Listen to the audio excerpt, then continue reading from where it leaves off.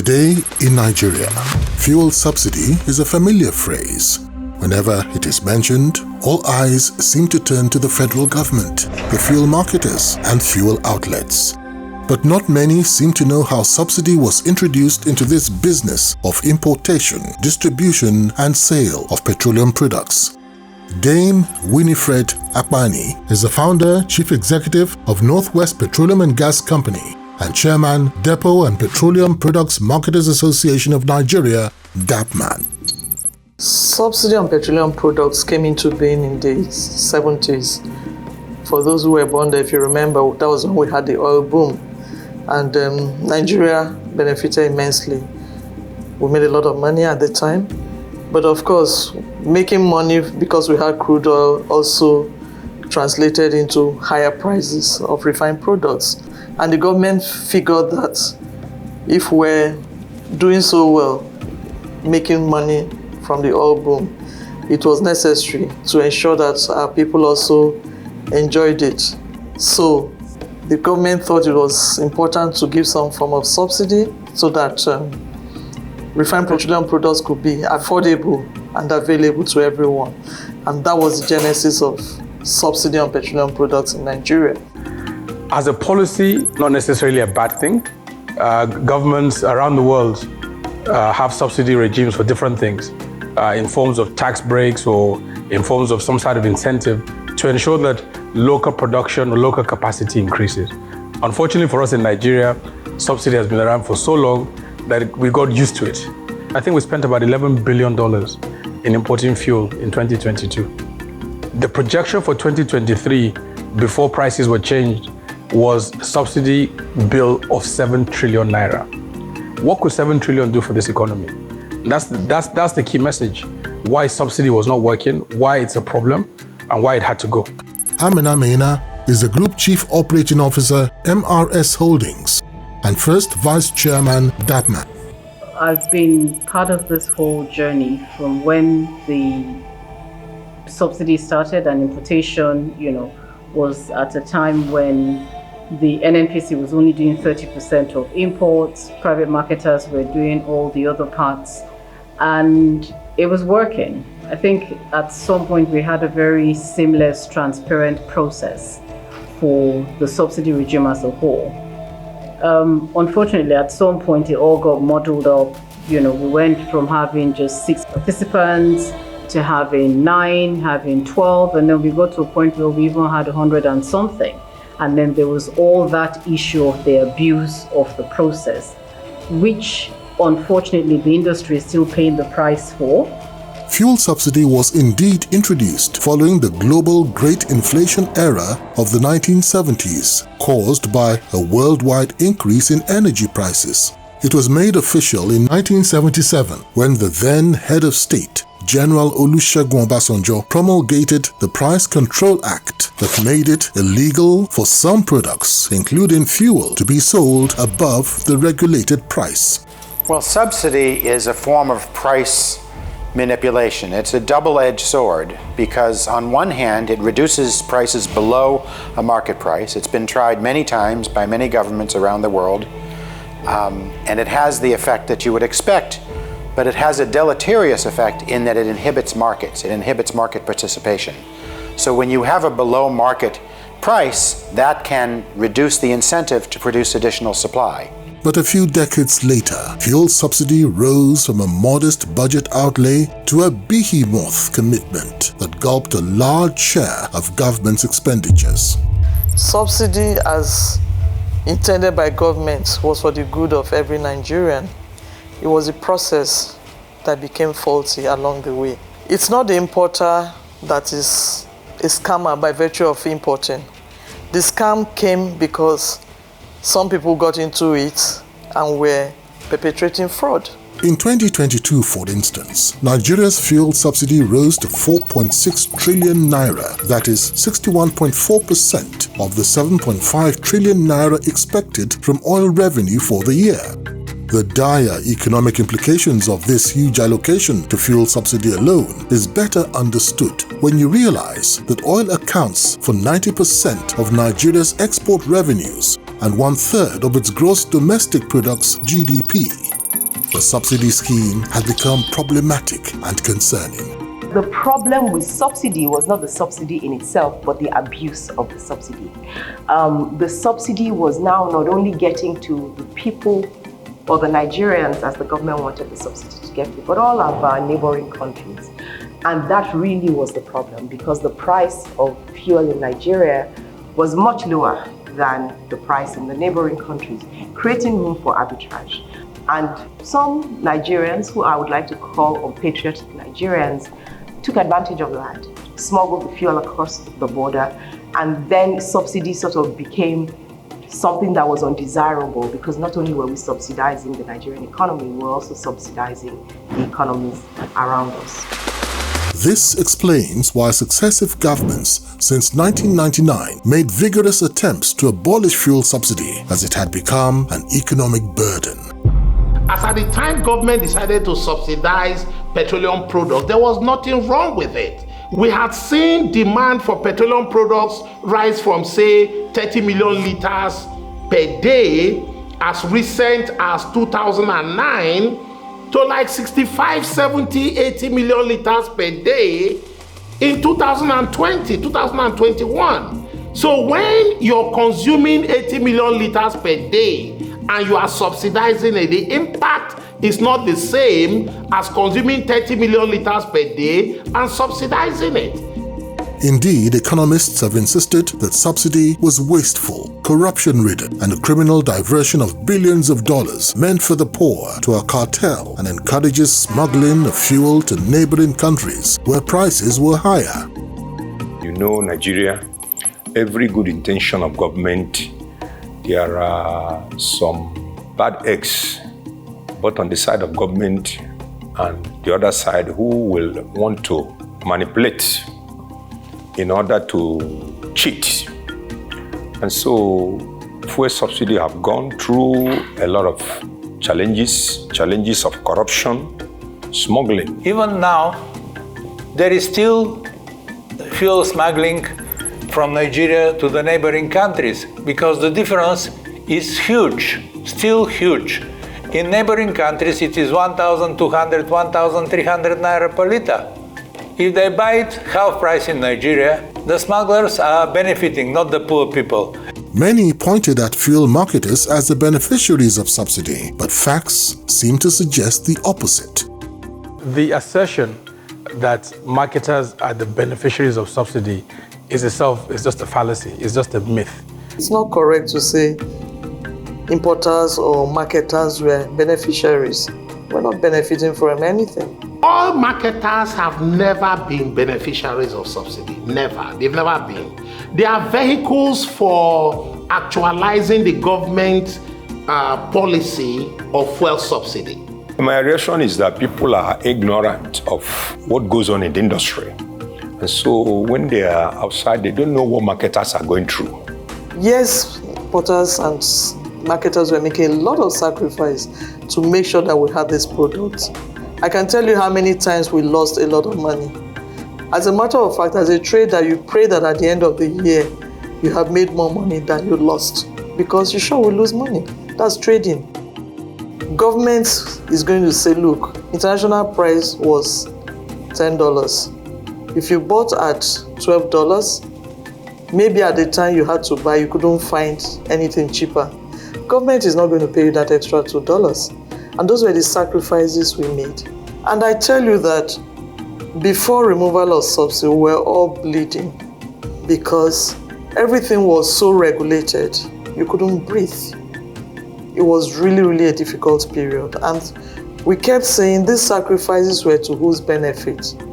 The people are complaining, the marketers are complaining. A lot of people think that when they say a marketer has been paid subsidy, that amount that was paid in subsidy represents the profit that the marketer has made, but that's not correct. Subsidy is basically the government saying to me as a marketer, I know that your actual cost of bringing this product in is 1,000 naira. However, I want Nigerians to get this product at 700 naira. So my actual cost is 1,000 naira. So what government ends up paying as subsidy is 300 naira. In actual fact, when you import a liter of fuel, before you even add freight and ship to ship, all of the operational expenses, the cost of the liter of fuel in itself is more than the pump price. So what marketers were really doing was advancing credit to the government. You advance credit to the government because you bring in the petroleum product and government says, sell it at a particular price. The difference between that price that you have to sell it at and the cost of it is what is the under recovery. But the marketers have borne that cost ahead of time. And then after the stipulated number of days, government will then reimburse you what you've expended. It's not all profit. All of us seated in this room were the beneficiaries of fuel subsidy.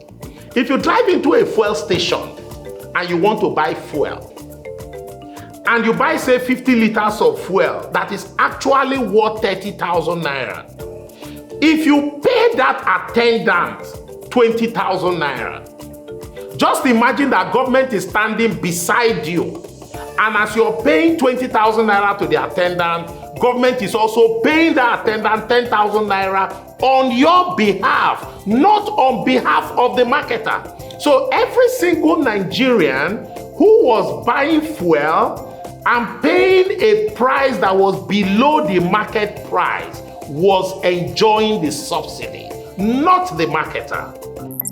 By 2011, the subsidy fraud could no longer be doubted.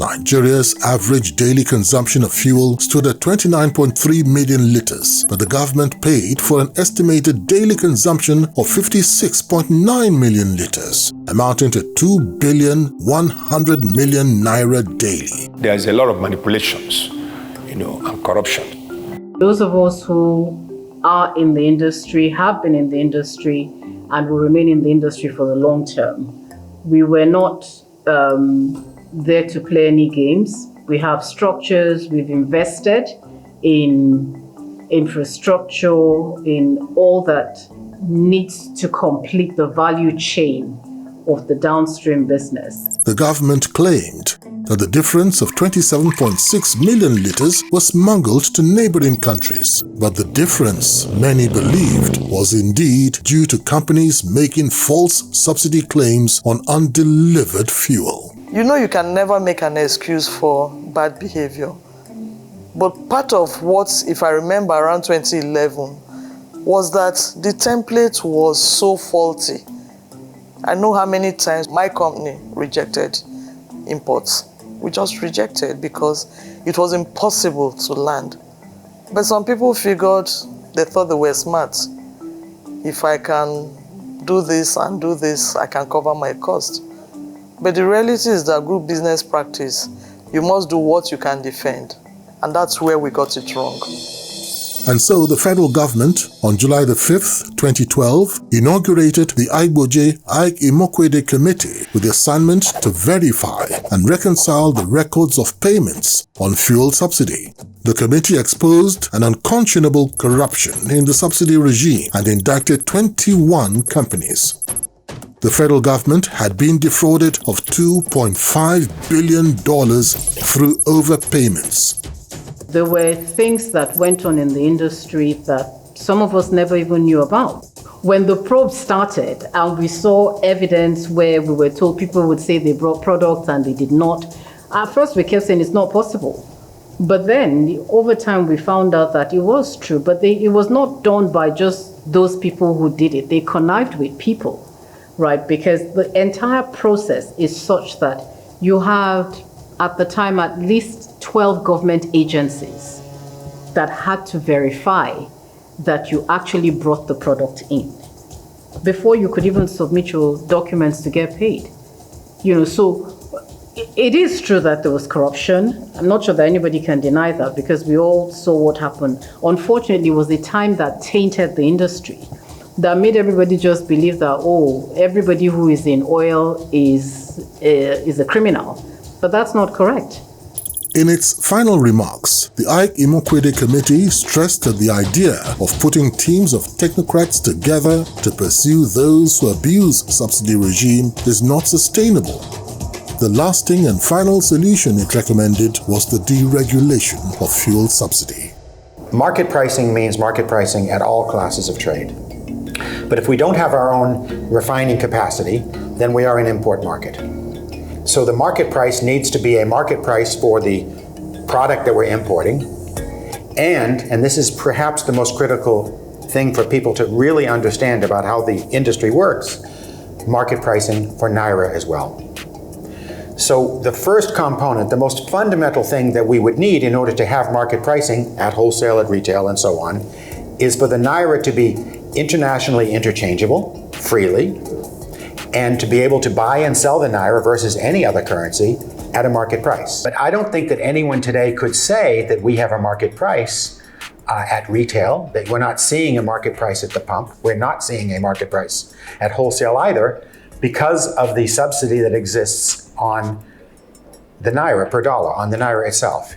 And the problem with that is that access to the subsidized Naira is not available to everyone. But if we're looking for more companies to invest in this marketplace, we would need a full market for both. The regulation started 1st of June. Prices were moved, and those prices were market reflective as at then. What happened? The market is not static. Crude oil prices moved up, exchange rate devalued, but the price remained static. You cannot have a static price in a deregulated market. We're already feeling the impact of fuel having gone up to 700 naira per litre. So if today you increase the price again, you're going to have economic hardship in Nigeria. But the reality is that the price at which products are being sold today is again subsidized. By this time, many discerning Nigerians had begun to wonder whether fuel subsidy was a benefit or a burden. When, in 2015, therefore, the Nigerian government under President Muhammadu Buhari increased fuel price from 87 naira to 145 naira per litre, there was little or no resistance. Nigerians seem to have begun to realize that subsidy, rather than a scheme to help the poor and support Nigerians in general, had become inimical to the growth and development of the country through sheer corruption. If you look at how much government was spending on health, on infrastructure, on education, these are three key parts of the economy. If you lump these three things together, what we're spending on these three critical parts of the economy was less than what we're spending just to subsidize petrol. The reality is, and this is the question we all keep asking, how much of that commodity, PMS, gasoline, which is the product that is subsidized, is consumed by the ordinary Nigerian? Let's face it, it's for the elites. Goods and services are not moved by vehicles that are powered by petrol. All the trucks you see on the road are moved by diesel. Diesel is deregulated. The common man in the village, wherever, is using kerosene. Kerosene is deregulated. So really and truly, who is benefiting from the subsidy of petrol? In 2019, the Petroleum Products Pricing Regulatory Agency reported a daily fuel consumption rate of 57.2 million litres for subsidy payment of 808 billion naira, but the actual daily consumption rate was 38.2 million litres, leaving unaccounted for a difference of 19 million litres daily due to corruption and padding by the faceless cabal that many authentic depot owners and petroleum products marketers insisted were not their members, but mercenaries. There are people I call portfolio marketers. We in the DAPMA, we follow government regulations. We follow it to the last letter because we have address, we have town farm, we have invested. And so you wouldn't want your investment to have any challenge. And of course, the portfolio marketers, they don't have address.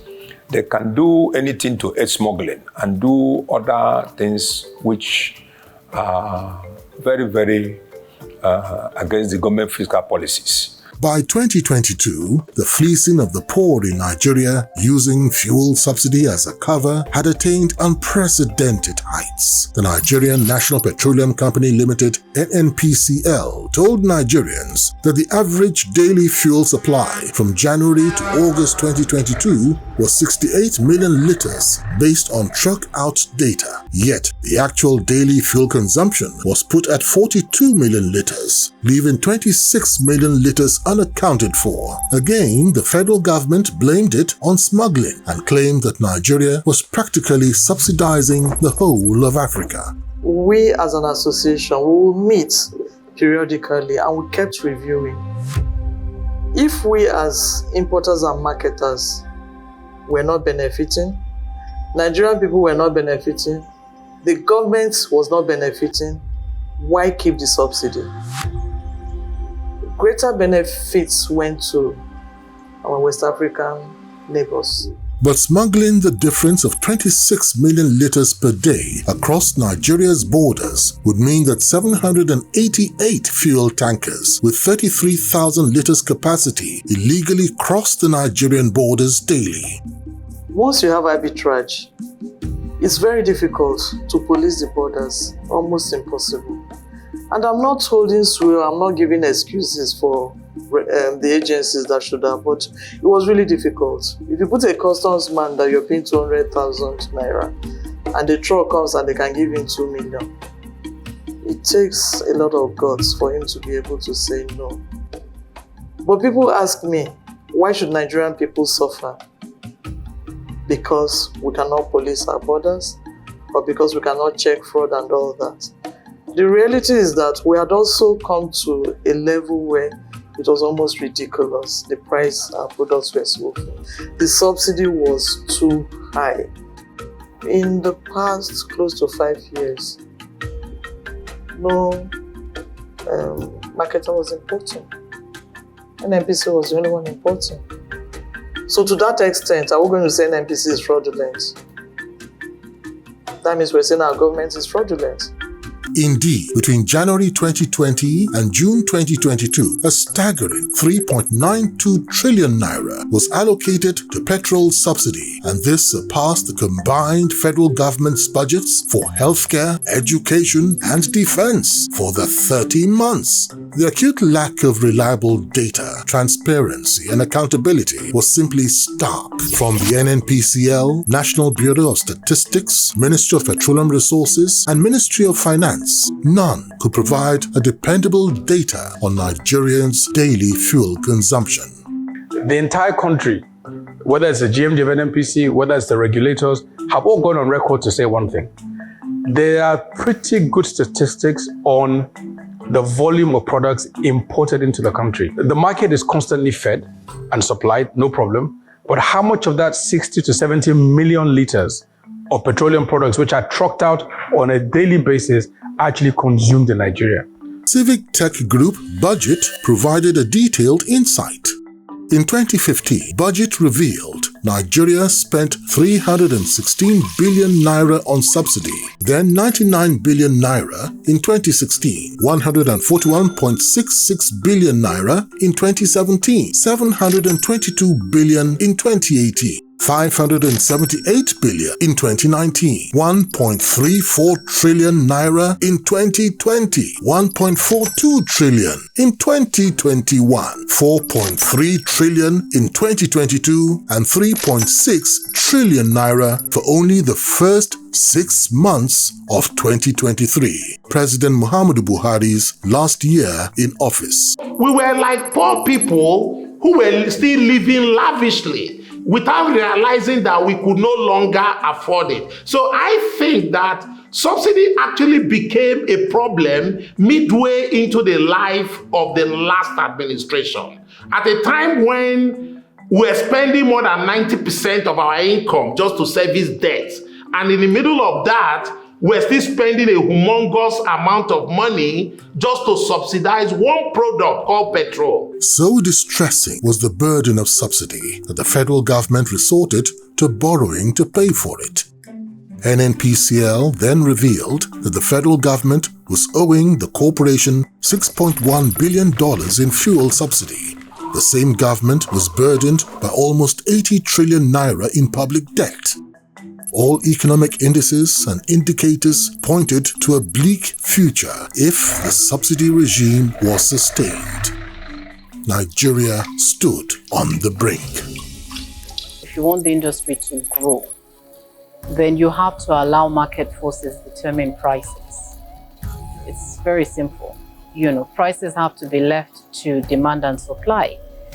It's a very sore topic that, as soon as they say, oh, let market forces determine prices, people go up in arms, labor say, no, this is all that we get.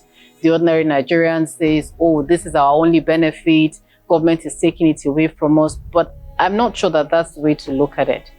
Because the first thing you will find, if the market is truly deregulated and allowed to function like it should, competition will eventually drive prices down. The Bretton Woods institutions, including the World Bank and International Monetary Fund, called for the removal of subsidy and tightening of Nigeria's monetary policy.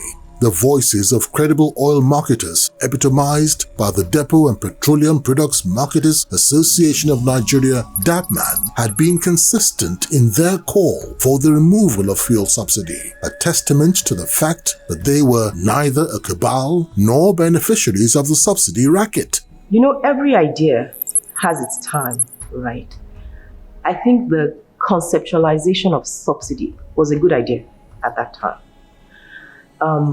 But many decades later, and with all of the abuses in the system, subsidy became something that was stalling the progress of our economy. And it was important for us as a nation to sit down and relook at this, have a national discourse. It was time to remove the subsidy because we can use those resources for more long-term benefits for the entire nation and the economy. In any case, it's always of greater benefit to economic development to subsidize production rather than consumption. And subsidy was subsidizing consumption. And not only Nigeria's consumption, once again, but consumption of, the neighboring nations.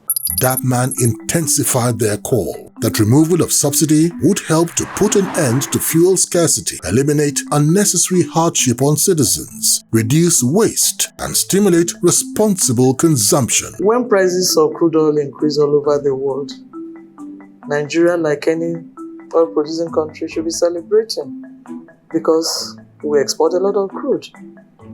But fuel subsidy made it impossible. And I made this analogy sometime last year that it's only in Nigeria we cry that crude oil prices have gone up because we're using most of our crude oil to exchange for refined products. That was the evil of subsidy.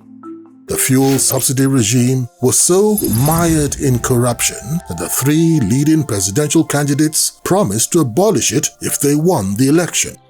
With no budget for fuel subsidy and in strict adherence to his election campaign promise, the newly elected president and Buhari's successor, Bola Ahmed Tinubu, in his inauguration speech at the Eagle Square, Federal Capital Territory, Abuja, finally dropped the bombshell. Subsidy is gone. We were all very excited.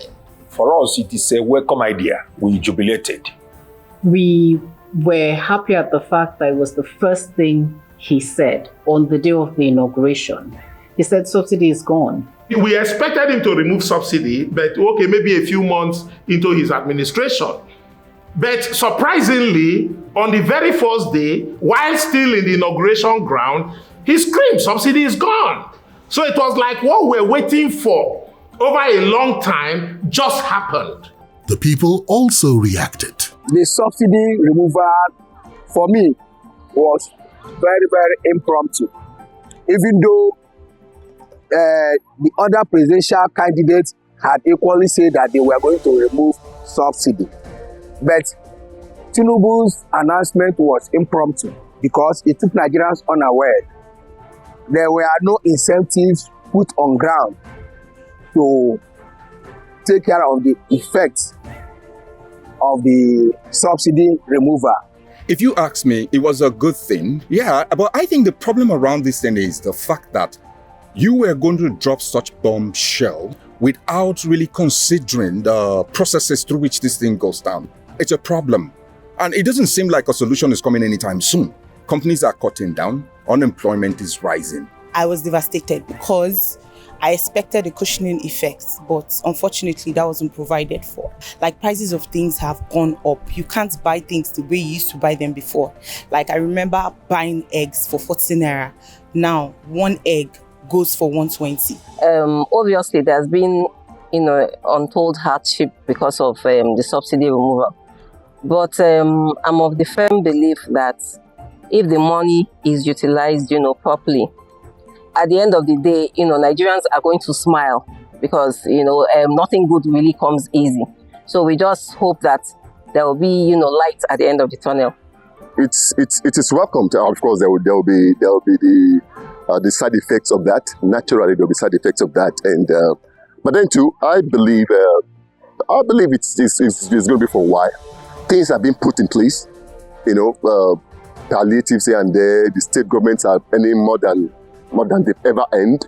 I'm sure there is light at the end of the tunnel. I receive it with very bad feelings because I know that it's going to bring untold hardship on the masses.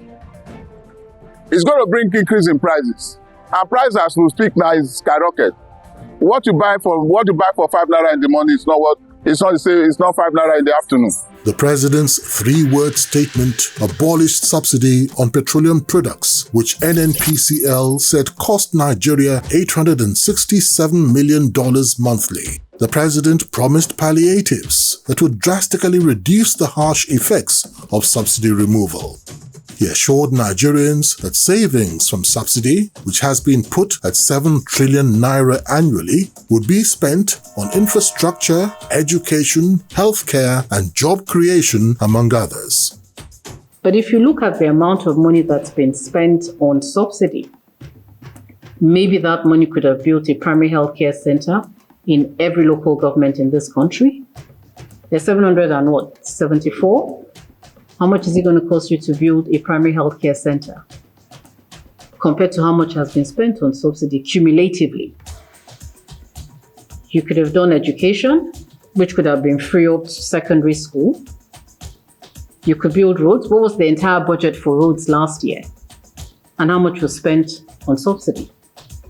The savings in the subsidy, if you, for instance, direct it in the area of infrastructure, we believe all the federal roads in Nigeria will be fixed.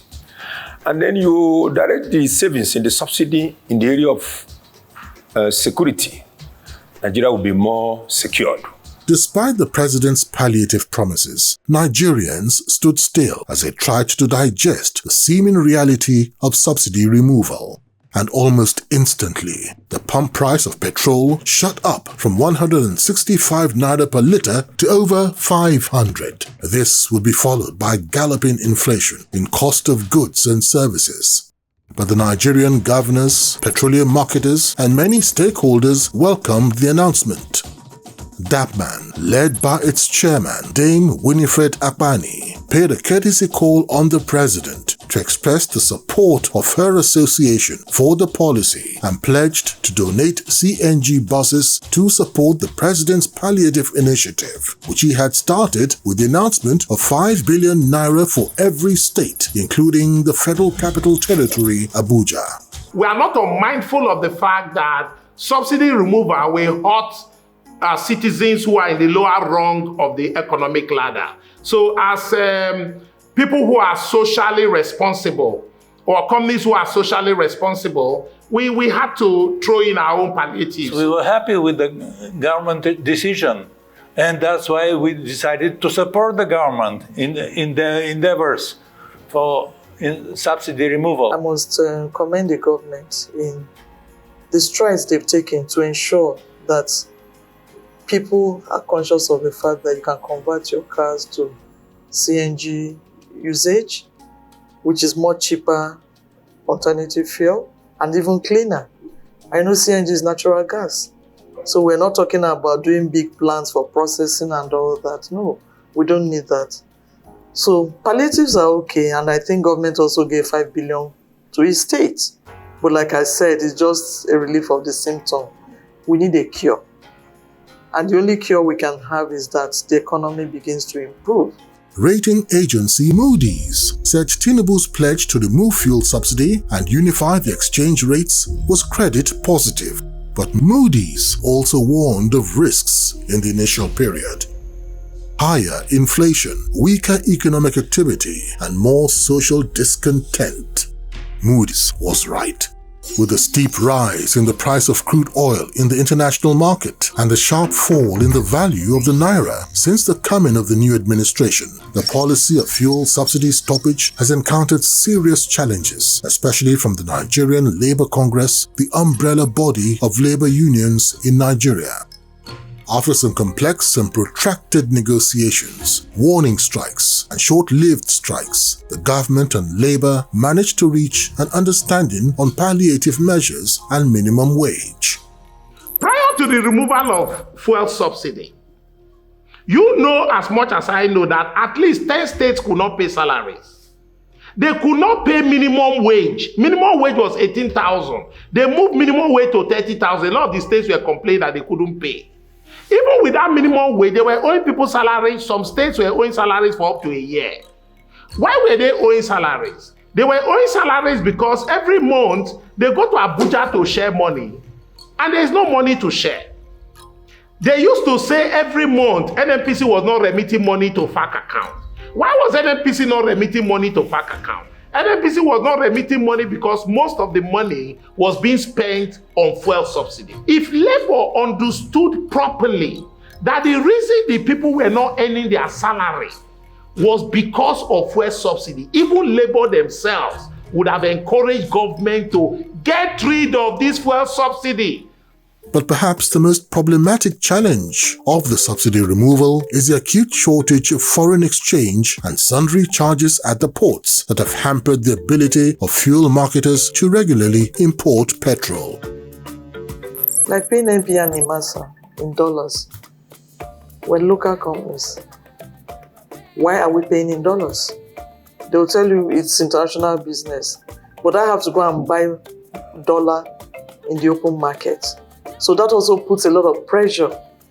If you consider that on the average, we consume at least 30,000 metric tons of petrol a day, you calculate how much that is. Look at how much pressure we put on our dollar. But when there's a huge shortage, as we have now, that creates a problem because on the international marketplace, all petroleum products are priced in dollars. So if you don't have the dollars available, either for credit or for cash, how can you buy that much product? Does that not necessarily create shortages of itself? It's a big issue. It's a long-term issue. We have asked government, remove these payments in dollars and let us pay in naira. But recently we were told that in the next few months, they would have achieved what they need to do before they can do that. And we say that they should do that as fast as possible. In the last administration, at some point, the central bank used to match the upstream businesses, upstream companies, with the downstream so that they could provide the dollars to them. Those dollars, it was monitored, we could then use it to import. And that way, there was a reduction in scarcity. So it may be good to sort of revisit that to see, is that something that can be done? Can it be adequately monitored so that if the fear is that it might be abused, if you monitor it, then it won't be abused? And another thing is taxes. Minimum tax. We cannot be paying minimum tax on petroleum products. As a corporate organization, we should pay taxes on our profit. We cannot pay minimum tax on turnover. So if petrol is 600 naira, I have to pay minimum tax on 600 naira, irrespective of whether or not I've made money. They will tell you increase taxes and the country will be better. People have to survive before they can pay taxes. So we think that that is certainly one thing government needs to look at. And to a very, very large extent, we need to work on how products are being supplied to the market.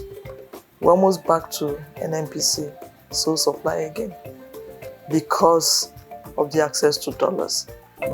For most Nigerians, what matters now is the palliative the government is providing to cushion the pangs of subsidy withdrawal and how money saved from subsidy removal can be properly channeled into development of the country.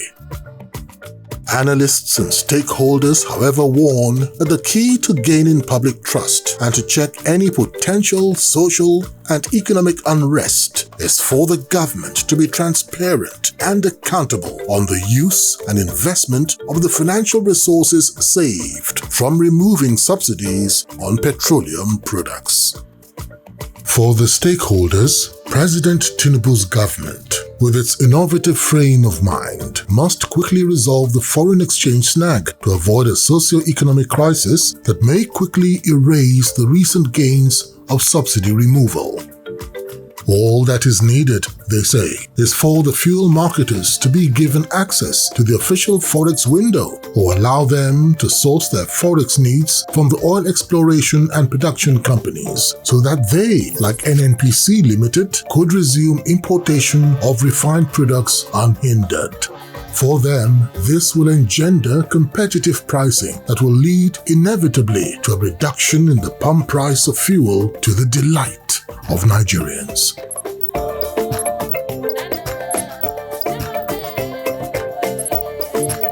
And now, their final word. Make no mistake about it. The future of this country is very, very bright.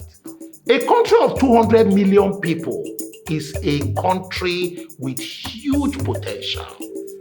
Nigeria is a country of the future. I'm betting on this country. We need our government, in addition to whatever they're doing for the people, to think like the investors are. What is it that will attract a foreign investor to Nigeria? What is the infrastructure that's required? What is the financial infrastructure that's required?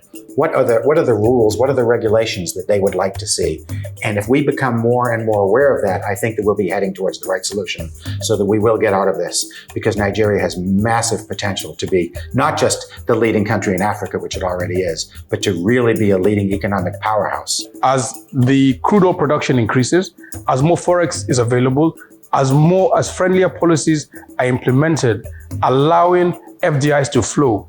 If the government continues with its friendly policies, what we expect to see is a sharp increase in investment and production in the upstream sector, which would directly translate into economic benefit in terms of FX availability. So I'd like to say to Nigerians that, one, we need to be patient. We need to believe that things are going to get better.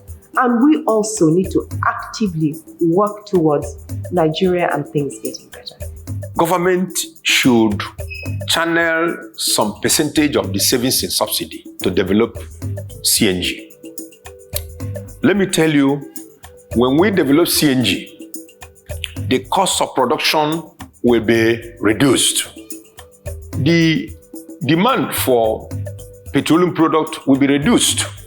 And when you reduce all these things, the pressure in foreign exchange will reduce and the price of dollar will come down. At the end of the day, there will be an economic boom. The bottom line is Nigeria has to improve enormously its economy. The economy is weak. That's why Naira is weak. That's why people are poor. A $3 trillion economy is possible, but government is not going to be able to do it alone. We all have to put hands together and do it. We have to consider the fact that the subsidy we were paying was unaffordable.